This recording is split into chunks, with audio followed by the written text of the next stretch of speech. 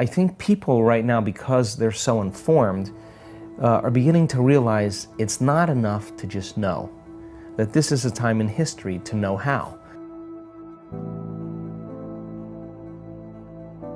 We have never, in all the studies we've done, we've never seen people be able to change their brainwaves as quickly and as efficiently as this particular group. The scale is off the charts. 80% of our participants had a more than 90% change in their brain for the better in 4 days, to create more heart coherence so that you can self-regulate your emotional state independent of what's going on in your outer environment. And so we've kind of narrowed it down to a formula. So the evidence that we're seeing in our scientific measurements sits on this side, and it's objective.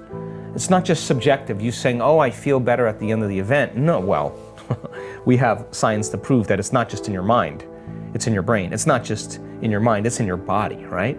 And then there's this other arena that's starting to unfold that's actually surprising me on a daily basis, and I'm so changed because of it, because in our week-long events, we're witnessing miracles of biblical proportion. And I'm talking about blind people seeing, deaf people hearing, tumors shrinking, MS, huge changes, people with crutches and walkers are walking without them. I mean, we're seeing very significant changes taking place.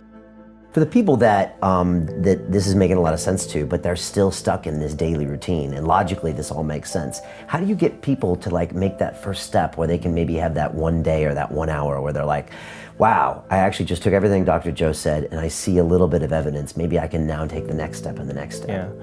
If you can't think greater than how you feel, we've studied the brain scans of people who are thinking in a meditation within some disturbing emotion.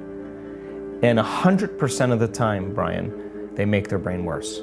They are driving it further into higher beta brainwave patterns because, first of all, the arousal of the stress hormones is causing you to become overly analytical, and analysis isn't going to do it. Even the insight from analysis isn't going to change it. And then secondly, the emotion is a record of the past, so you're thinking in the past. The solution is getting beyond it. So breaking that cycle is shortening the refractory period of those emotional reactions is the gift, right? And I don't care that you react. The question is, how long are you going to react, right? That's the fundamental question. We have seen dramatic, and I mean dramatic, changes in people's health instantaneously, because it's not matter that emits a field. When you study the science, it's the field that creates matter. If you change the field, you're going to change matter, and that just takes a change in belief, because most people think they need to change the matter, they need to change the tumor. It's not your job to change the tumor. That's matter to matter. You have to change the pattern or the information in the field. I think the best way to say it is, if you're not defined by a vision of the future, you're left with the memories of the past. And people literally believe in their past more than they believe in their future. That's why they talk about their past more than they talk about their future. People romance their past. They're more in love with their past than they are in love with the future. And people who actually create amazing things in their life just were more in love with their future, and they kept it alive in their mind every day. And they, like feeding a plant or a garden, they're tending to that future every single day, and the delight that comes with it, and the excitement that comes with it, and the emotions that come with it, cause them to literally change their brain and body over time to begin to look like the future has already happened. Now think about that. If there's evidence in your brain and body by thought alone, evidence that looks like you've already experienced your future, what does that mean? It's already happened. So relax, because it's going to find you, and it's going to come in a way that you least expect. That's the beauty behind this. If you could predict it, it's nothing new. It's got to surprise you. The brain learns by mistakes and surprises. So why not be surprised by an unknown coincidence or opportunity or synchronicity? And the moment you notice what you did inside of you that produced that effect outside of you, you're going to pay attention to what you did, and you're going to do it again, and you're going to believe less that you are the victim of your life. You know, someone or something is controlling your feelings and thoughts. So all of a sudden realizing your feelings and thoughts begin to create an outcome in your life. I think that experience then causes a human being to feel empowered, They start to believe in themselves more. And I think when we believe in ourselves, I think we believe in possibility. And when we believe in possibilities, I think we really believe in ourselves. And getting people to that point, to realize that nobody's excluded from this. You can't tell me any longer that you're too old to do this. We have brain scans of people in their 80s that will blow your mind, and they could be watching. You always focus on a future of yours. And by doing that, you can start healing yourself in all ways. You can't tell me you're too sick to do this work. I've seen super sick people with 50 brain tumors turn their life around. They have no brain tumors, 50 brain tumors. Okay, the future. You can't tell me that you had a turbulent past and you can't do this work. I've seen people that had the most abusive past. They're the happiest people in the world. Okay. You can't even tell me that you've never meditated before, because many times the people who have never meditated have the most profound experience because they're not expecting anything. You can't tell me you're too overweight, you're too underweight. You can't tell me any of that. You can't tell me you're too this or too that. I've seen it in all shapes, all sizes, all colors, all ages. The stronger the emotion that we feel from some external event in our life, the more altered we feel inside of us as a result of that condition outside of us, the more we pay attention to the cause. And the brain narrows its focus on whatever it is that's sitting there, and it freezes an image and it takes a snapshot, and that's called a memory. So the higher the emotional quotient, the more fear, the more pain, the more shock, the more anger, whatever it is, the more we pay attention to the cause, and so then we create long-term memories that way. Now the challenge is that every time we think about that trauma, we're producing the same chemistry in the brain and body as if it was happening again. So some people, after an event like that, are literally re-experiencing it 100 times in one day. And this is a crazy thing, because what it does is it activates the survival gene. And when you're in survival, what you want to do is make sure that that doesn't happen again. So what you start to do unconsciously is you start to begin to forecast what you'll do if it happens again, right? And you start selecting a worst case scenario in your mind. And then you think, well, what if this happens? What if that happens? And you start to even make it even more, you get more creative, right? And every time you do that, you start experiencing the emotion of that future based on the pain of your past, the fear of your past, the anxiety of your past, the depression of your past.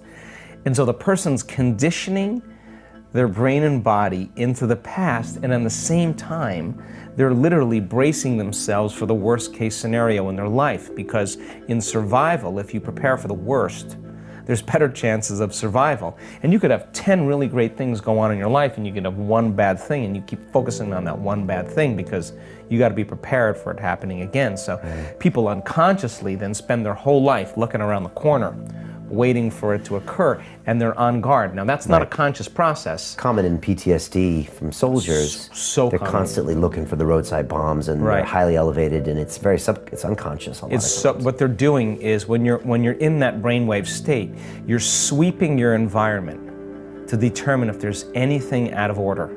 And you're doing that because the brain is on such an aroused state. In survival and stress, the brain is in a very alert state, and the brainwave patterns are high beta. You're super aroused, you're super alert, because you're vigilant about one thing out of pattern that looks unusual or unrecognizable. And the moment you see that, it's that thought that opens the door to the conditioning that you've been creating all along. Remember, this is not a conscious process. It's no different than ringing a bell and watching a dog salivate. The stimulus is also causing an autonomic, physiological, chemical change that's taking place in the person's body. And that person literally, from a biological standpoint, is back in that event. Right. And they're going to behave in almost the same way that they did then, because they're trapped in survival, right? Right, and like you said, that's a snapshot. A lot of people never ended up talking about that event because there's a shameful process there. So it literally stays there. You're frozen. You're frozen. You've stopped, from that point forward, you've stopped evolving. what we're saying is that if you can't overcome that emotion, then you can't create anything new, because that emotion is keeping you tacked to the past, right? So then your whole future is written. Then it's just it's kind done. of Yeah, it's done. It's done. You're in a box, right? You're in a box. So what we know, according to functional scans, is that talking about it helps to diminish some of the emotions, but it doesn't really change the brain or body that much. You can talk about it, you can have some insights, but until you begin to make fundamental changes, you're not going to go anywhere. That for me, it's never about the event. The event is incidental. It's about the emotion. Right. So then when you start lowering the volume to that emotion and you teach a person how to get beyond their analytical mind, enter the operating system where those subconscious programs exist, change their brainwaves and begin to make significant changes. When they start making those subconscious changes, they're less reactionary. You teach them how to find the present moment. You teach them over time the tedium of returning back to the present moment and managing their attention, managing their energy. And you are literally training an animal that has really poor manners. The body's been just conditioned to be like a feral animal that's in survival, but when you start working with it and you keep settling it down, you're breaking that conditioning response and you're telling it it's no longer the mind of anger, that you're the mind. And then this is where David starts slaying Goliath. This is where every time you start doing that, in the beginning it takes a lot of effort and a lot of energy. But if you keep practicing, we have so many brain scans to show so many people healing from anxiety and depression. You can't be anxious if you're in the present moment. You can't be depressed if you're in the present moment. You're in the present moment. You're not thinking about the future or the past, and you start managing that world. Then the body that's holding on to that emotion, when it finally gets trained, like training an animal to sit, if you're working with it, sooner or later, if you keep telling it and training it to sit, sooner or later it's going to acquiesce, sooner or later it's going to surrender to another mind. And when that happens, boom, there's this liberation of energy.